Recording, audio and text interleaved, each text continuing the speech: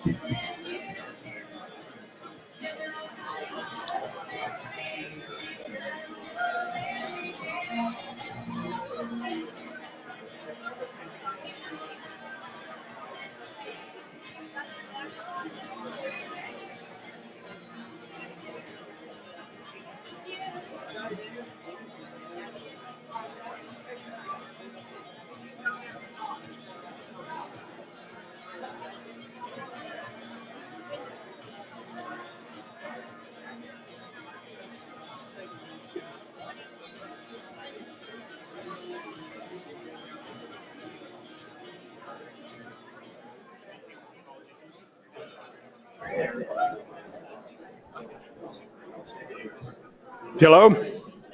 Can you hear me? Can you hear me back there? Okay. Welcome to our annual meeting. The first part of the meeting is to establish that we have a quorum. And for that, I'm going to call on our attorney, Terry Finger, who has received the proxies and been taking the count. Terry, would you come forward? Yes, Mr. President, we have a quorum. We are 143 over quorum, so we do have a quorum. We appreciate everyone's cooperation in getting the ballots to us. Thank you, Terry. Based on that, Mr. Secretary, will you certify for the minutes as well that we have a quorum? Okay, thank you. Next, I'll call on our attorney to report on the election. You didn't need to leave.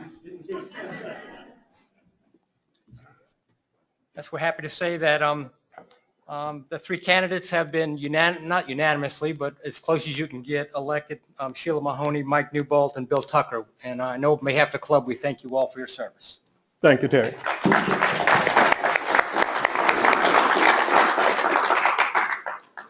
I'll ask the new directors to please stand and be recognized so that everybody knows. Thank you. In addition, at this time, I want to recognize the retiring directors, Bryce Edwards and Jim Berghausen. If you would please stand.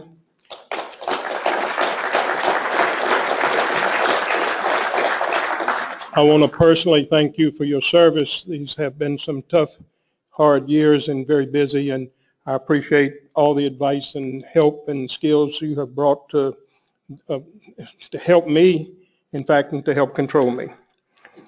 So at this stage, our agenda is going to be fairly simple. I'm going to call on Robbie to give his report. Then Jim Burkhausen is going to give the treasury report. And then I'm going to give the president's report. And then we'll take questions and answers.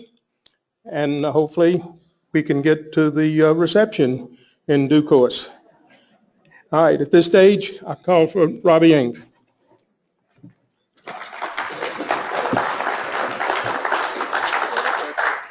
No, I can get this.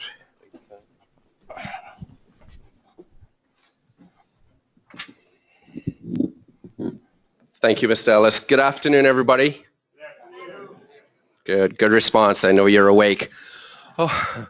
So I wanted to start this afternoon's meeting by what I think is the most important point for me as I operate as your general manager here at the club. And so I want to take the time to recognize my team, our team of great employees that we have. As I've said before, and I will say it again, I certainly could not operate the club without you. Thank you for your partnership and your spirit to serve the membership. And I want you to all come forward to please stand and be recognized by our membership. Thank you so very, very much, gentlemen and ladies.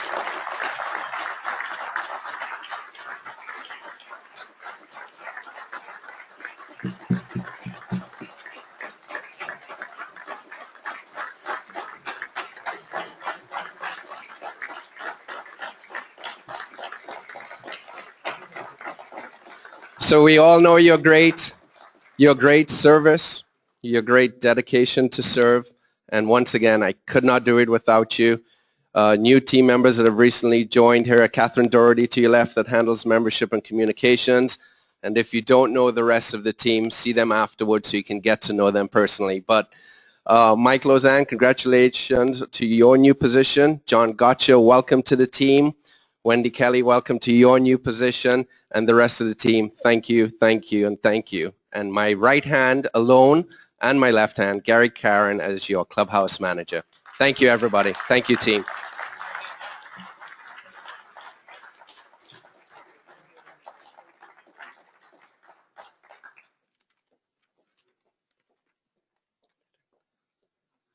So I wanted to start also by showing a club video that we have. It's just 2 minutes, but in case you haven't seen it, I think we really need to look at this together. So take a moment, please.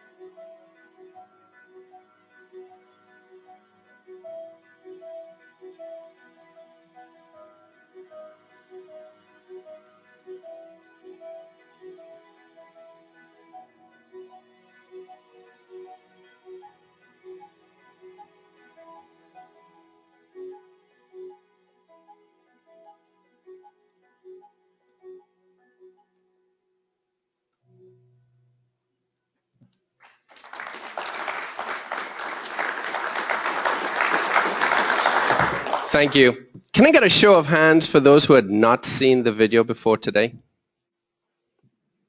So we do have a website. Are you all familiar? Okay.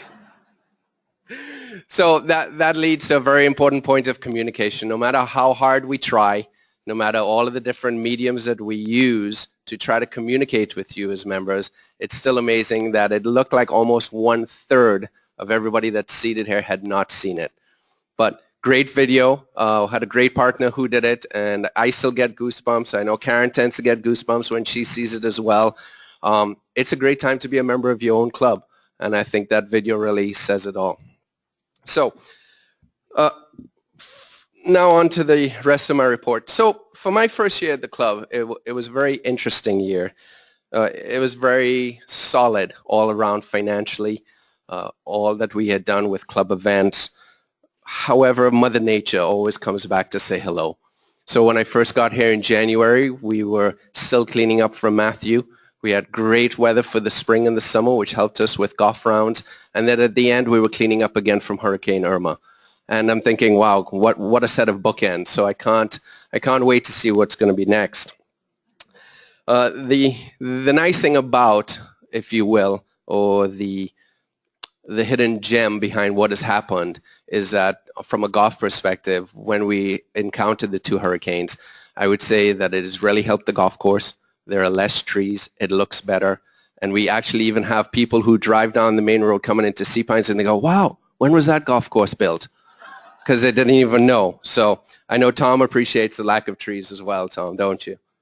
He does. So the last, I didn't get my clicker, but if you can, that would be great. So the last 14 months have been great, as I said, and we accomplished many things here as a team. I wanted to show you a few of our accomplishments as we scroll through.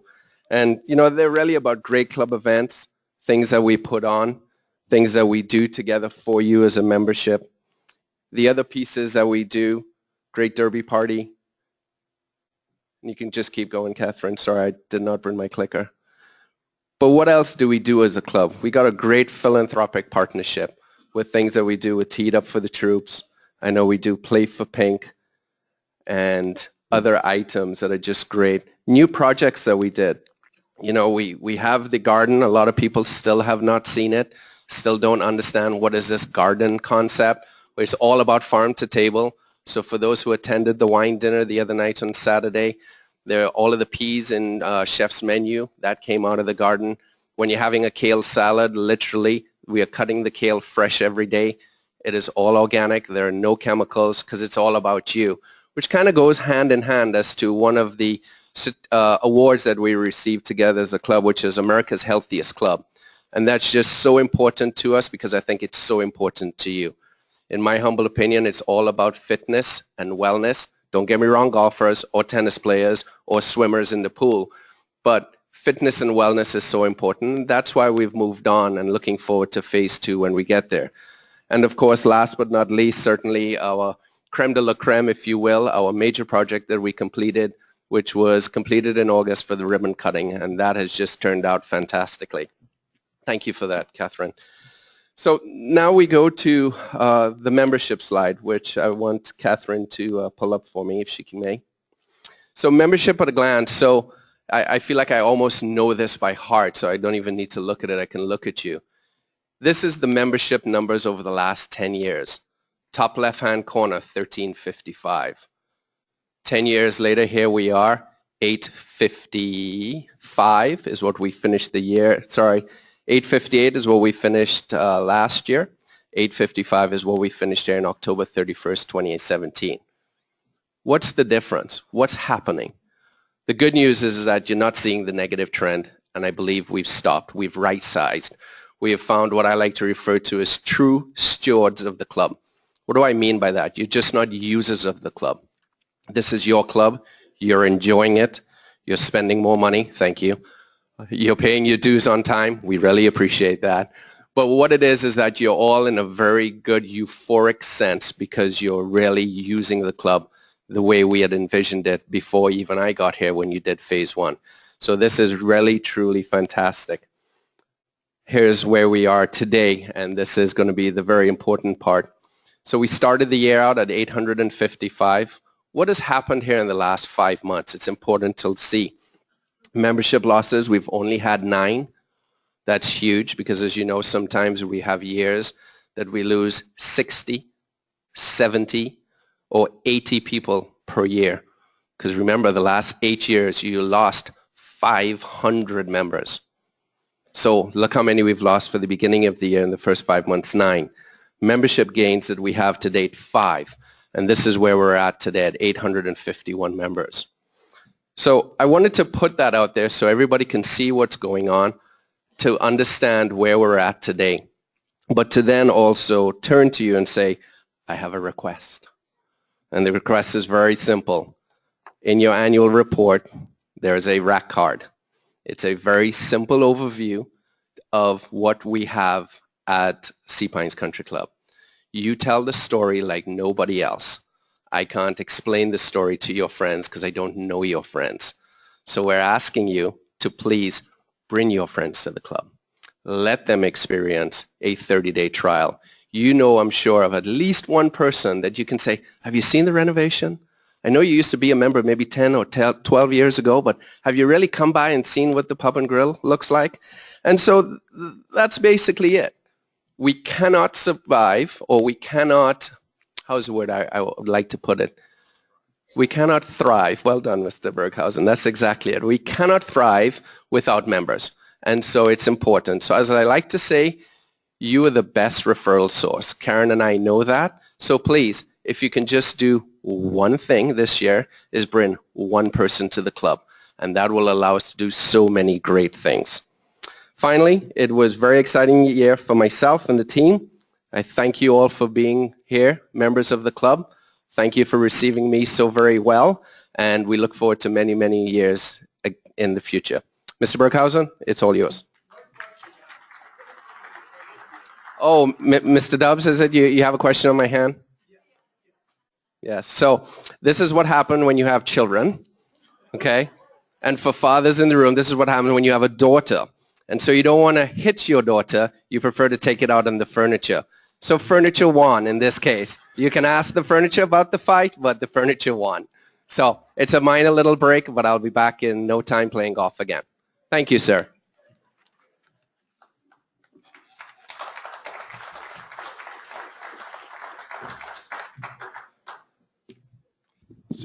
See if we can get this positioned right so you all can hear me. Good afternoon. We've just completed a rather significant year, having navigated the waters, literally, of Tropical Storm Hermine in 2016, September of 2016, and then Hurricane Matthew in October of 2016, and then Hurricane Irma in late 17, as well as a major renovation of the Blue Heron Pub and Grill. I'm pleased to say to all of you up front that your club is in sound financial condition, and we look forward to phase 2 renovations just ahead. We remain committed to our financial goals as shown on this slide. We've worked hard to build, then rebuild our financial reserves in order to promote our annual and long-term financial sustainability. We also aim to provide for regular and ongoing maintenance and updating to keep our facility inviting to current and prospective members, just like any healthy business would do, really. And we seek to do it all without the costs and constraints of additional borrowing. So let's take a quick look at the happenings of fiscal year 2017. I'm going to keep this at a very high level so everybody can follow along. If you have a detailed question, we're happy to share. We have nothing to hide, but I will suggest you come up here afterwards and we'll gather with our head accountant and try to address any question you have. If we don't know the answer, we'll get it and get back to you. But that way, we won't bore everybody and we'll get to the celebration sooner. That said, I think you'll like the results, especially considering the hand we were dealt by Mother Nature. Let's look at a few numbers. Operating income was $1,577,000 in 2017. That is $685,000 better than last year, thanks to the $825,000 operating assessment. Then below the operating income line, we have some revenue and expense items. Vision 2020 revenues continue to come in from new members and the streamers. But remember that the entire anticipated stream from the members at the time of the assessment was recorded in 2016 per GAAP requirements. So the number recorded in 2017 is just from the folks who weren't members at the time of the original assessment. Hence the 2020 revenue amount recorded in 2017 is much less than was recorded in 2016.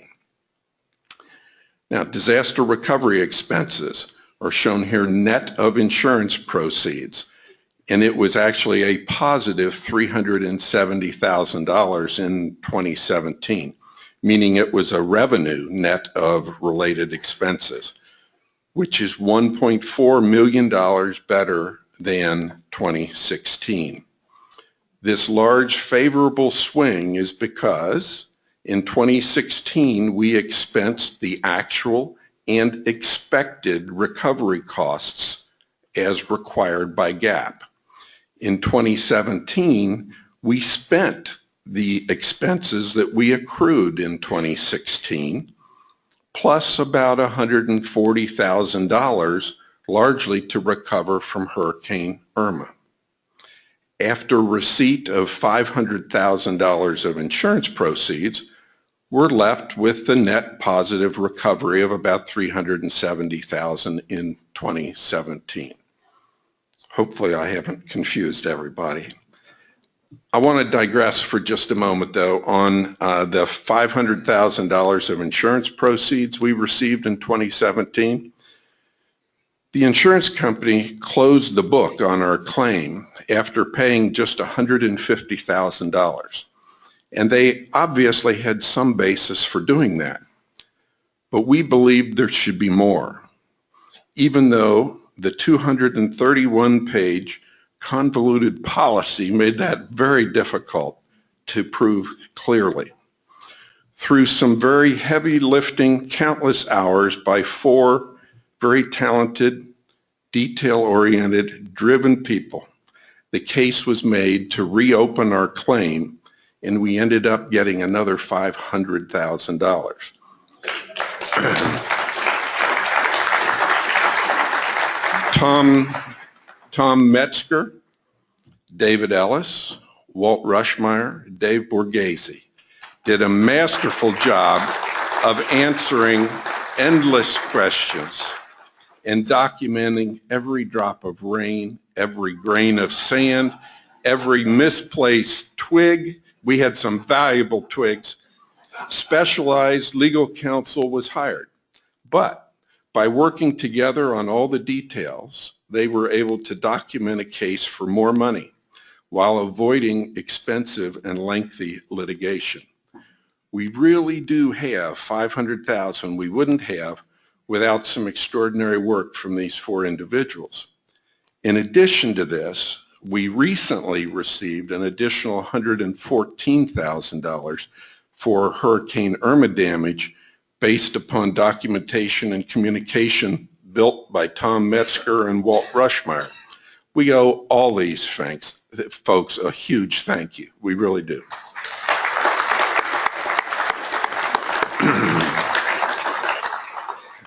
I'm not planning to present a multi-year, multi-storm, accounting report on our disaster recovery expenses. David sent a letter out to all members in last October that really went over all that. So refer to that letter or we'll get you another copy. Back to the slide. Then there's our social dues for debt service of $320,000, which approximates our annual debt service to the bank. And finally, depreciation expense. Depreciation expense actually declined a little in 2017, despite our phase 1 renovation.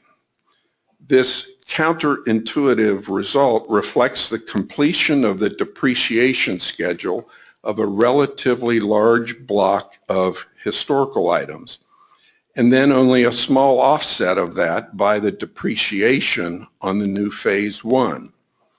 And that's because phase 1 was not placed in service until September. So we only had 2 months of the higher depreciation from that. Depreciation expense is expected to return to about its old level in 2018 as we bear the burden of a whole year of depreciation on phase 1. So the relief you see here is temporary. All said, our net income was $1,753,000, which is below last year by about $1,673,000, so somewhere around half. But there's a lot of one-time items in there on both years. While this isn't GAAP, I'd like to show you how I look at it. Let's see what it looks like if we try to adjust away the biggest unusual one-time items. I think it gives us a much better sense of our underlying run rates, even if it's not GAAP.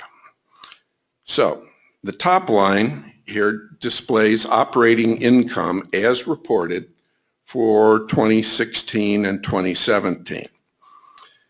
Then let's look at reported other revenue or expense, including depreciation. As reported, that all nets to $176,000 in 2017 and $2,534,000 in 2016. But that includes big one-time items of our capital assessment, our disaster recovery expenses, insurance receipts, and depreciation. If we back out those impacts from both years and adjust depreciation to our current run rate, we get a better sense of an underlying run rate for our net income. So I see a run rate of about $350,000 of net income. There are some smaller one-time items that explain much of the difference between these 2 years, and they're not worth talking about. But my point is that this is a doable level, at least for now.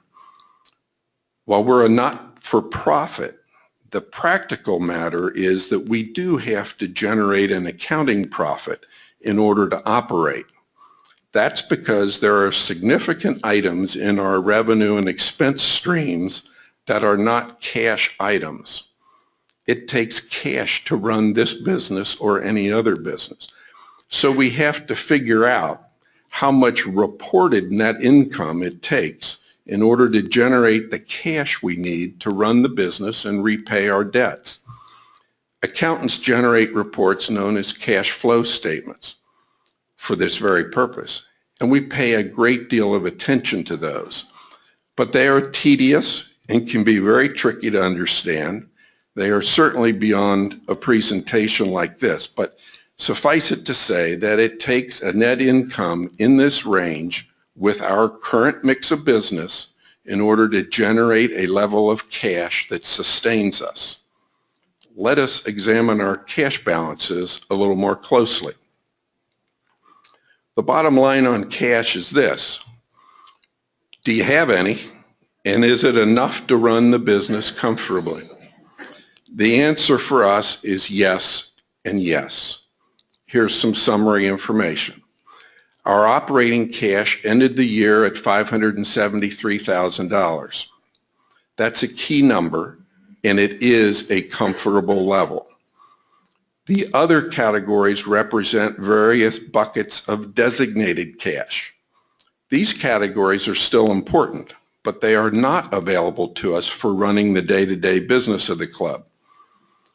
Debt service reserves ended the year at $280,000. Social dues for debt service are set at a level targeted to keep this reserve at about $320,000, which is 1 year's debt service. So with the adjustment we made last August in the social dues for debt service rates, we'll see this reserve build back up towards that $320,000 level. The ARP funds, asset replacement plan funds, the remaining Vision 2020 funds, and some capital reserves will provide the key sources of funds for Phase 2 renovations and general updating and repairs. Our cash positions are comfortable and provide further evidence of our success in establishing a sustainable financial path forward. I might add that our cash investments are guided by a board-approved investment policy now. The balances are in cash or cash equivalent vehicles and are managed to minimize credit risk. The balances are spread over many banks and money market deposit accounts and short-term CDs with the target of staying within FDIC limitations. We don't make much interest income with today's interest rates, but it's more important that we don't lose your money. We take that very seriously. Now let's look at a recap of our Phase 1 renovation expenses versus the budget. The total project's expenditures came in at $3,291,000 versus a budget of $3,465,000. We planned to utilize $3,154,000 out of the Vision 2020 funding. The actual need was $2,979,000, which was $175,000 below budget. It took lots of people working together diligently on your behalf to deliver this result. To me, this outcome is victory. I'll wrap up now with some thank yous. Our audit report was dated in December this year. That's a significant timing improvement from last year's March release. Improvements like that don't come easily, so I'd like to recognize the special efforts from the professionals at Webster Rogers, our auditors that is, especially our audit manager Dan Epstein, Craig Simonson and the professionals at Phoenix Financial Services, Ruth Bartlett from the Finance Committee, and a special nod to Walt Rushmeyer from the Finance Committee, who knew what was possible and volunteered to craft the schedule with Webster Rogers and to make sure it was achieved. And lastly, we thank you, our members, for your understanding and support over the past couple of years when we've called on you for some special needs. Hopefully, we've demonstrated that we needed what we asked for and we applied it with due care. So, a hearty thank you to each of you for the trust and confidence you have placed in us. It has been an honor to serve you for the past 3 years. Thank you, and now David Ellis has some words to share.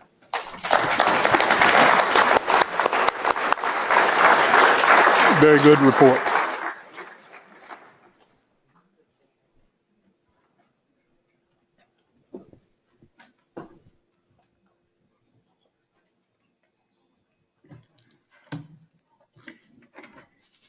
They have me wired 2 or 3 different ways, and I don't know how to use this, so if you can't hear, raise your hand and they will adjust it. You want it louder? Okay. First thing I want to do, I want to recognize our board of directors. I'd like all of you to stand. These are the people who, please stand. These are the people who really keep me straight. They're the heroes and the stars of our operation. Without them and their intelligence, we would be in sad shape because this poor country boy can't run anything, and I depend on them an awful lot. I want you to stay standing though, please. The next thing is I want Robbie and I want a management team to come back out here. Would y'all please come out, stand over here? I also want to echo what Robbie has said. These are the people who operate the club. They bring everything and make it happen.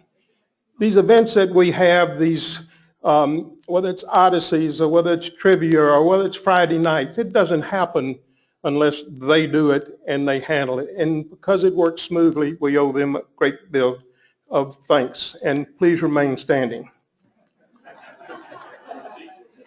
I now want, now before you, hold on before you say, I now would like our staff to come forward.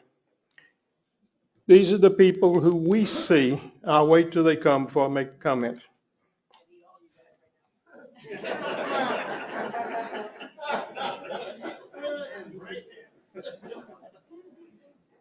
They're busy getting ready for the social. They think I'm only going to talk 2 or 3 minutes and have to hurry. They don't realize as an attorney, I don't know when to keep quiet.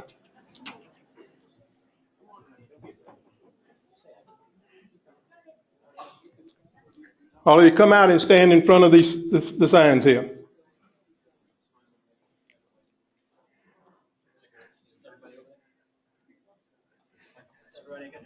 Okay.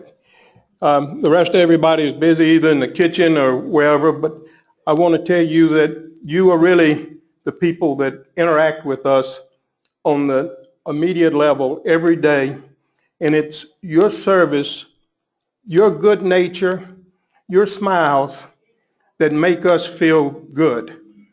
And we can't thank you enough. I particularly thank you because I feel like I've become friends with a number of you. I know your names, I know your families or your children and things like that. And my wife always asks to see somebody's picture of their baby or things.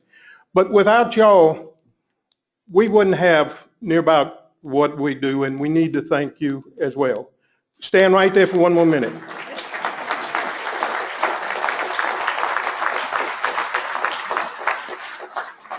There's one more group that gets involved in all of our operations, and that's everybody who served on committees this year. Everybody who served on any committee, any event activity, would you please stand?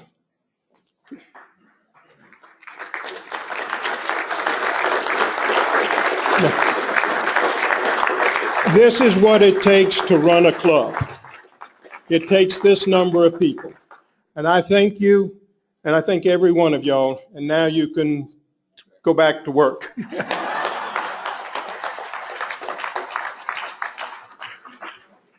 Okay, I got one more thing I want to do before I get to where I'm going to go. Well, I do see somebody. Well, I want to welcome my partners over here, Steve Birdwell and Kerry Corbett are here, and we appreciate you coming and being with us. They're our partners in the Sea-Pine community, so thank you. Next, I'm going to satisfy an obligation to my wife.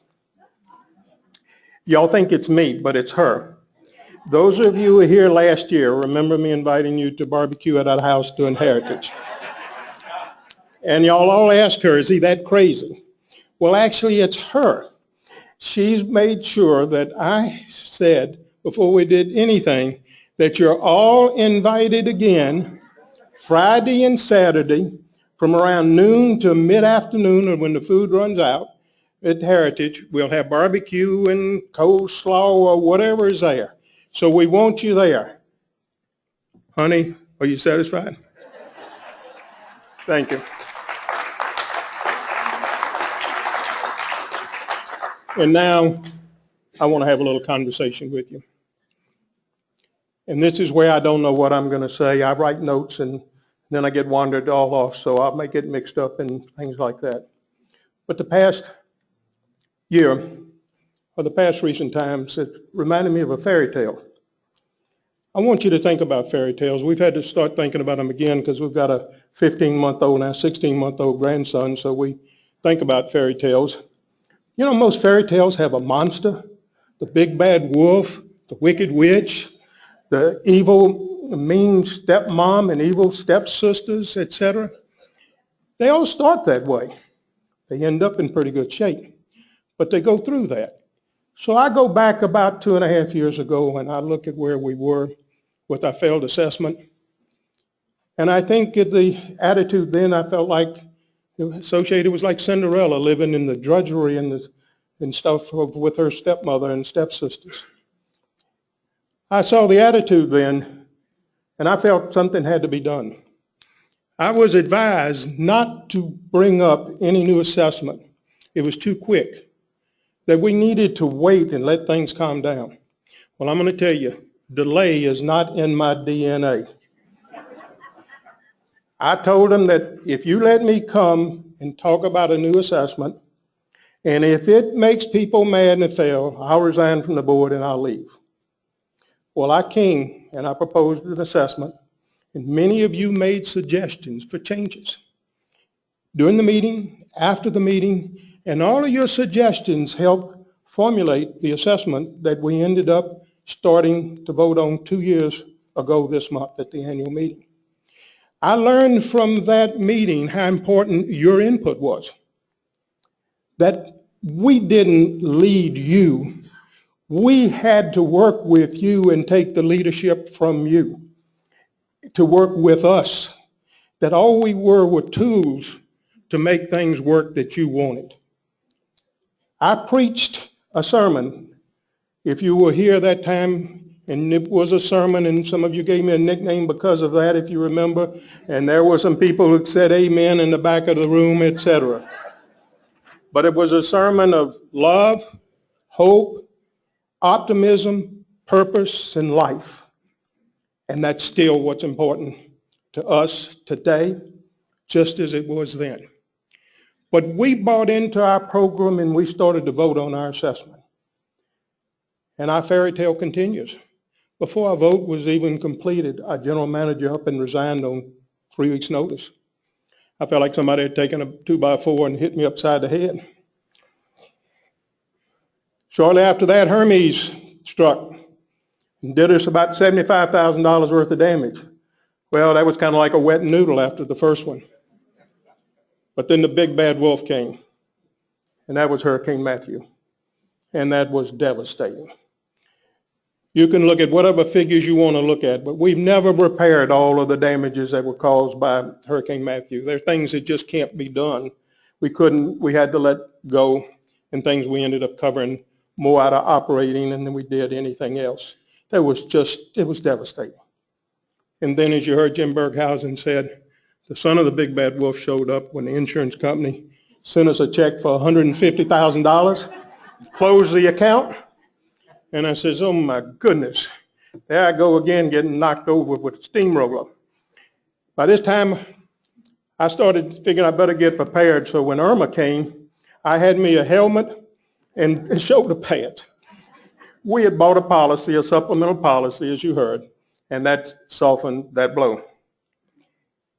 But I told you at that meeting 2.5 years ago, let's don't worry about whether a glass is half full or half empty. Let's take an empty glass and let's fill it up. So let's see what we did with that empty glass that we had 2.5 years ago. We got a new general manager. We got Robbie Ames. Somebody out of the ordinary for us, young, new ideas, and he's doing exactly what we expected him to do, and he's continuing to do it, and we're so thankful that we have him. We signed our contract for phase 1, and we completed phase 1. And your reaction to me was so positive, those opening couple of nights, that I have to tell you, and I'm an emotional person, I cried. It was absolutely astounding to me how much you appreciated that and how much it meant. And I thank you for that. It made us feel very good. Then, during this same time, we upgraded this facility in here. We recarpeted, repainted, took the 1960s drapes off. After 11 months of negotiating with the insurance company, we collected another $500,000. We argued with every contractor we had. Our tree contractor, we argued with him. You've heard me tell you before that his final bill, we knocked $120,000 off of it. I just told him we were going to court forever. And, and we got him to agree to do that. So I call this a fairy tale because when you finish all of these, dealing with all these bad guys, we turned out pretty darn good. Everything turned out with a smile. Oh, not perfect, but we're a lot better than what we could have been. Now, what I didn't find in our fairy tale was a fairy godmother with a magic wand. But you know what I found? I found you. You and I together became our fairy godmother because we established a relationship that built on trust, my communicating to you everything that I knew was going on, everything that would happen so you wouldn't have to ask or guess. And I trusted you And I believe you trusted me because you've supported me doing all of these things that we've done. So we became our own fairy godmother, and together we united and we conquered all of these problems.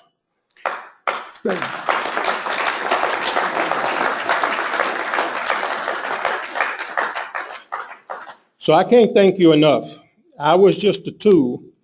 Only thing I could do was spend the time necessary to make sure everything worked. And I'm not going to tell you how much time because you'd really know how crazy I am. But it was a work of love and a love for this club and a love for our members. And I felt honored to be the one in the position to do this. I didn't feel like I was being taken advantage of. So one of the things I learned, as I said earlier, is that we had a lot of smart people in this club. And I needed to listen to you. And I got a lot of emails and a lot of suggestions. And I came up to the club to events that I don't necessarily, intended to come to, but I came because I needed to be around you. I walk by tables Friday night to see you and to say hello, but to give you an opportunity if there's something that you don't like, you see, you notice, you want to say, that I'm right there and you can say it to me so that I can deal with your problem, that I'm not off in the distance anywhere, that I'm with you to deal with it. I mean, one thing that comes quickly to mind is that one night somebody told me that the shower out there by the pool was dripping. Well, I go by it every day and swim. I didn't notice it, but no, and I went out there and looked and it was dripping. So I came back in and told Robbie and he told me, we've got the part ordered. I said, well, let's get on it because when people start talking to me about it, I know it needs to be done. But these are the kind of things that you tell me and it makes a difference. So that empty glass is full. I don't think there's much more we could have done at this club during this time with the money that we had available and everything that happened. So I think we're there. But the most important thing? The most important thing is that aura of happiness. When you walk into this club now, you notice, you sense like I do, the happiness, the conviviality, the friendship that exists in members. There's some feel, there's some relationship, and why that's developed and how that's developed is developed because we work together. And that's my main goal, not the construction of what we did. Main goal was that if we could create a happy membership and that you wanted to come to the clubhouse, you wanted to be here with your friends, you wanted to see people you knew more often, you felt comfortable here. And that's what's happening. Every event is sold out almost, except one in the last year. So I know you sense that same feeling as I do because you have to. You just can't miss it. But now I want to look in the future. We have the present, but we got to build on it. So where do we go? Well, we're going to take another empty glass. And I brought one here. And we're going to fill this up, just like we did the last one.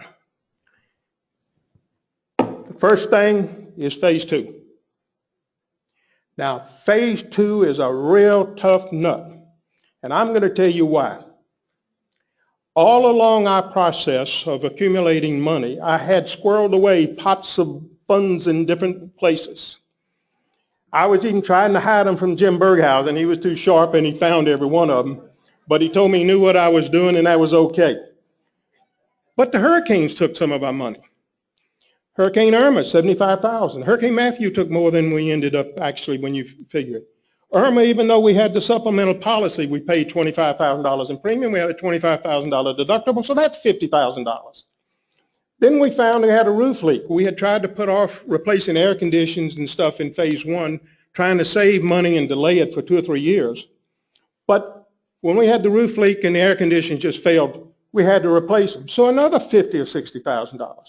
So gradually all of these monies in little pots that I had started dwindling down. And these things needed to be done. Right now we got a computer system which is primarily 6 years or more old. And that's an eternity on a computer. So this is another expense. So I'm talking about necessities. I'm not talking about things that just be nice to have. all of this is taking away money from phase 2. So it's making phase 2 harder. So we're constantly massaging the cost and the design. We're trying to keep the integrity of the design. I tried to contact the architect today to see if we had any later information and when we could meet again on pricing. One thing I can tell you is that delaying a little bit on the start of this helps us accumulate some money. So I put out in my message that we may start, at the end of the summer. I think it's a pretty well certain thing that we're going to, at the earliest the construction would be Labor Day, right after Labor Day. And hopefully, that's what we're going to do. We'll get the most use out of our pool at that time. Because if we started in the summer, we would start right in the middle of the summer at the best. So the next thing we're doing is an educational program. And I think we have a slide on that. Go to that slide before you do.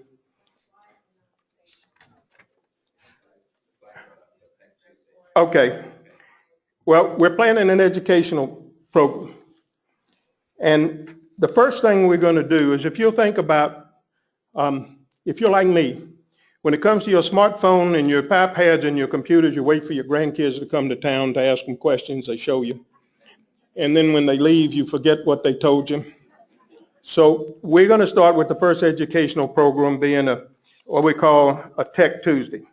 First Tuesday of each month, starting May 8th, we're going to have a 1 hour hands-on presentation open to all members. You'll have to make a reservation. You'll get more information about this in a notification to help you learn and to maximize the use of your mobile device.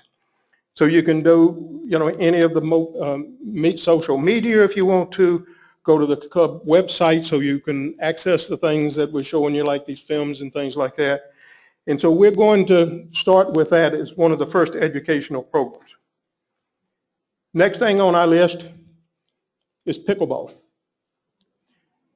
Pickleball was high on our list before Hurricane Matthew. It got put aside.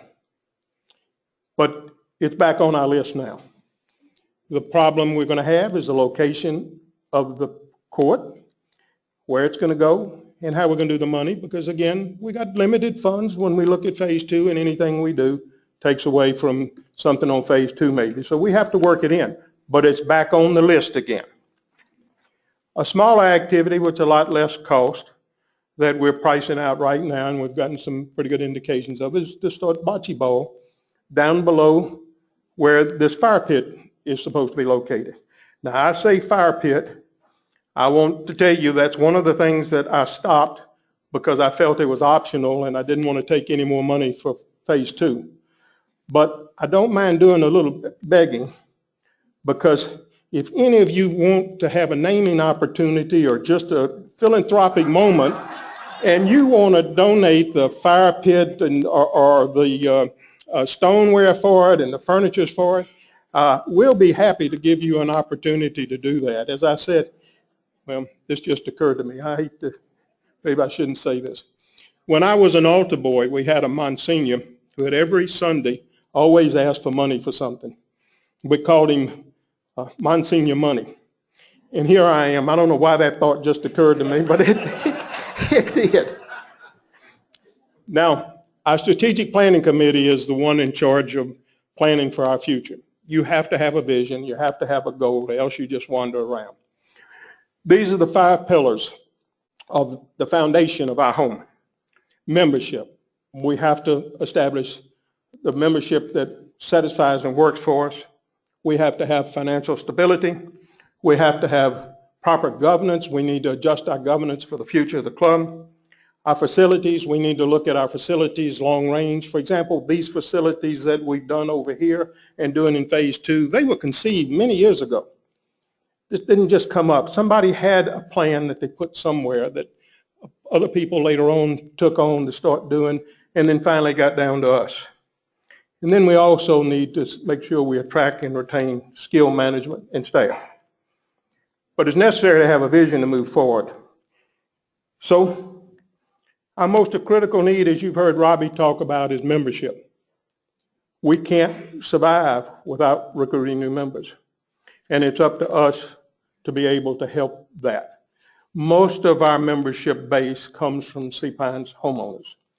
And we all have to know somebody that is at least worth asking them if they want to take a month trial. During a month trial, they basically just pay for what they use. They see the club. If we can't win them over in a month, by seeing what's there and bringing them, well, at least we had a shot at them. As I used to say in the retail business, you got to get them in your store. If you don't get them in your store, you can't sell them your product. So we will need to get them in our store, and you can help do that. So let me bring in conclusion. What's happened over the past few years is not because of me. It's because of you. It's a result of your support and your belief in our club. You have to be the most wonderful members of any country club in this country. I never was a member of anything but a little small country club. I didn't have the opportunity of being here. I didn't have the opportunity of seeing people such as yourself who contribute and who support. You've played the major part in this, and you're the stars of our success. So remember, as I said 2.5 years ago, our life has to have purpose, and it will have purpose as long as we have love, hope, optimism, and happiness, for as long as we can and for as little as we can. I want you to help me fill up this glass. Will you help me fill up this glass on these projects? Thank you. Thank you, and God bless you, and we'll be open for questions.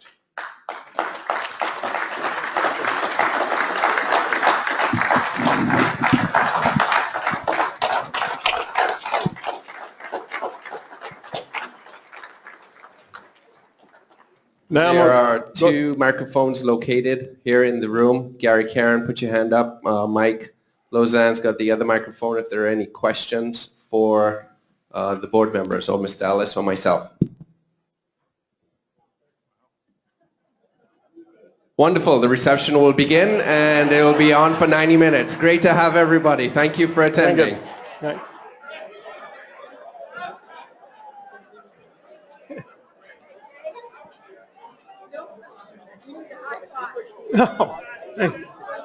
Oh, thank you.